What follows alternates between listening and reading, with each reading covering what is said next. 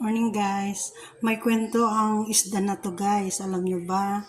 Nagpunta kami sa market, nagpa-parlor kasi si Lola. So, nag-ikot-ikot ako at bibili ako ng isda. Ngayon, dumaan ako sa isang vendor na si Mother, si Lola. Sabi ko sa kanya kung pwede mag-picture dun sa paninda niya. Sabi naman niya okay lang, sige. Ewan ko anong naisip niya, sabi ko, magkano ito Lola? Sabi ko, sige, kung bibili mo yan, bibigay ko sa'yo 100 lahat. 100 lahat yan, tignan nyo, 4 na ganito. Tapos, bale itong tilapia na to, 2, 4, 6, 7, 8, 9 yan. Kasi yung dalawang piraso binigay ko doon kay Ape, yung bumibili kasi siya doon, kaya sabi ko, huwag ka nang bumili, bigay ko na lang itong 2 lolo, sabi ko. Yung kasama namin sa park na nag-ientong. Kaya tignan mo naman kung swertehin ka, bibigay sa'yo ng 100 lahat. Tapos itong kadis niya, sariwa pa talaga, tignan mo. Nililinisan ko siya. Kaya Lisa, yung video ko ipapakita ko sa'yo para kung gusto mo bumili ng isda na kakainin mo, ayan, pwede kang bumili doon, mura lang kay Lola. Ewan ko anong naisip ni Lola, biglang niyang nakalagay doon sa presyo niya yan, 100, isang piraso. Ewan ko, 100, sabi niya, nabigla lang yata. Sabi ko, sigurado kayo Lola. Ito kasi mahal na ito 20 pesos isa nito. Binigay niya lahat yan 100, tapos 2, 4, 6, 9 pieces na ganito kalalaki. Tingnan mo kalalaki. Gusto lang niya atang mabenta kaysa masira sa stall niya. Kaya ngayon, ang gagawin natin, ipiprito ko lahat yan, pero ito, isisigang ko ito. Yan ang kwento sa likod ng isda na to, nakabili ng mura sa kakaikot sa market. Habang nagpapaparlor ang ating Lola, nag-iikot-ikot ako sa market. Ayan, habang nililinis natin, video-video na lang muna tayo para meron tayong pang premiere. Akalain mo si Lola, doon na lang ako lagi bumili kay Lola para yung pagbigay niya sa akin ng mura makakabenta rin siya sa akin.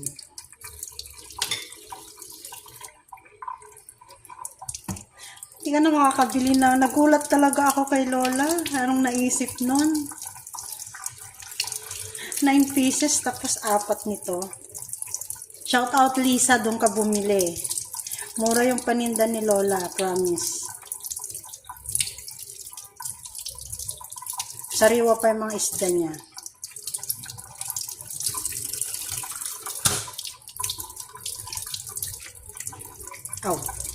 Masugat ako. Masakit yun nasugatan na tayo. Diba? Sangka pa.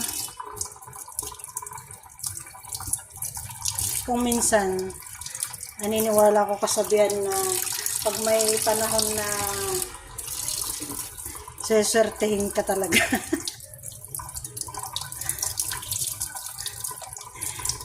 Siguro kahapon panindan niya to kasi nalinisan na siya ayaw niyang masira sa pwesto niya kaya bininta na niya yung mura.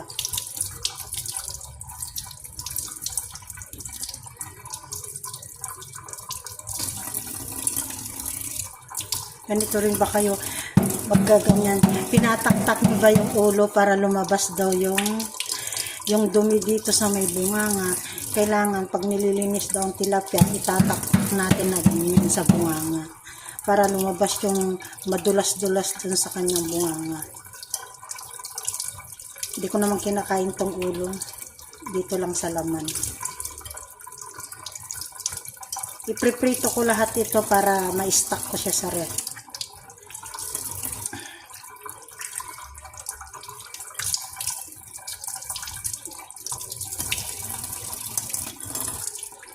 Habang nagtitibi ang aking lola,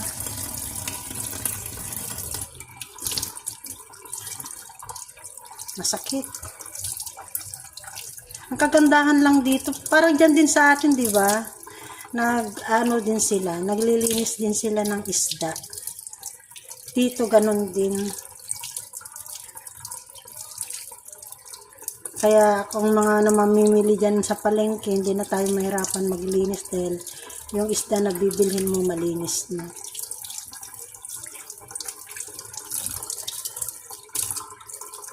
Tinatanggal ko kasi yung dugo-dugo dito sa ano. Ayaw ko yan sa loob. Nililinis ko talaga yan. Kasi yan yung malansa. Maubos na naman ang oras natin dito sa ano, paglilinis ng isda. Buti nakaliskisan na nga ni Lola to eh. Kung di pa niya nakaliskisan to, di doble trabaho pa ako.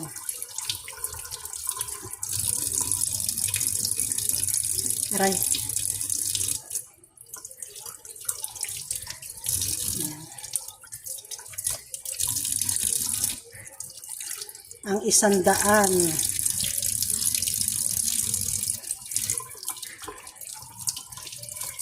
Si Lolo sabi ko kunin niya na 4, 3, ayaw niya, 2 lang daw. Nahiya nga siya, ayaw niyang tanggapin eh. Kasi dito ugali ng mga matatanda rito, ayaw nila na binibigyan. Kasi sa paningin nila, mahirap sila o di kaya insulto sa kanila yun. Kaya kung close mo yung tao, yun tatanggapin talaga yan. Pero pag yung ordinary lang na ano, na abutan mo, kahit ano pa yan, hindi yan tatanggapin. Kasi mapapayed sila rito. Mapapayed chicken sila.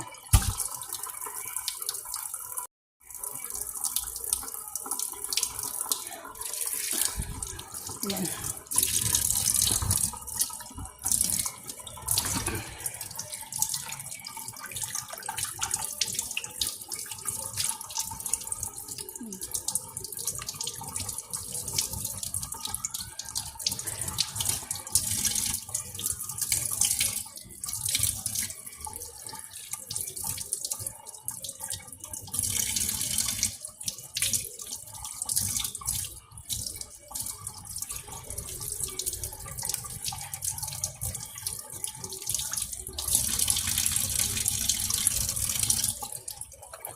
Nakikita na nila sa CCTV.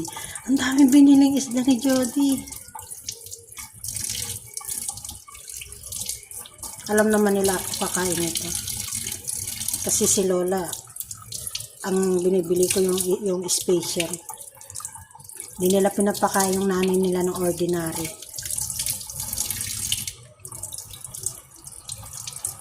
Masisela ng mga bitukan nila.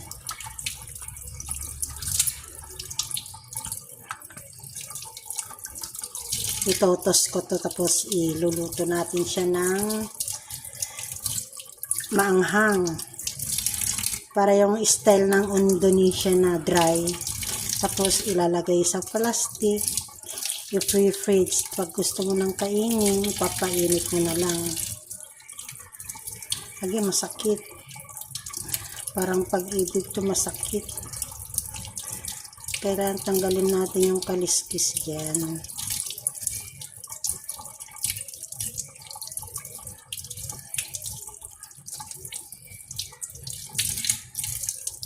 Wala naman tayong minamadali kasi nakapagluto na tayo ng kanin saka ulam.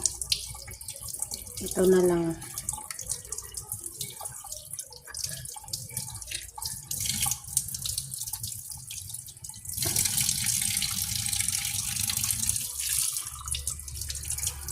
Ay, 3 pa.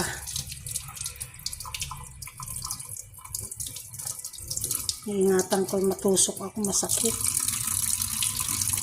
Uy. Kamarasik pa.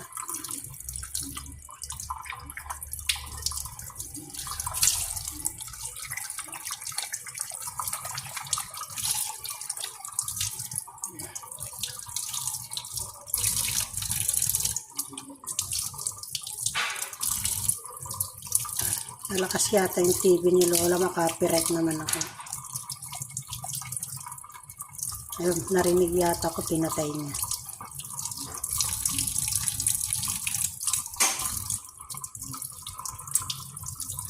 Kaliskis pala rito sa ulo. Kasi itong kaliskis na to, magtatalsik-talsik yan, prinito mo yan.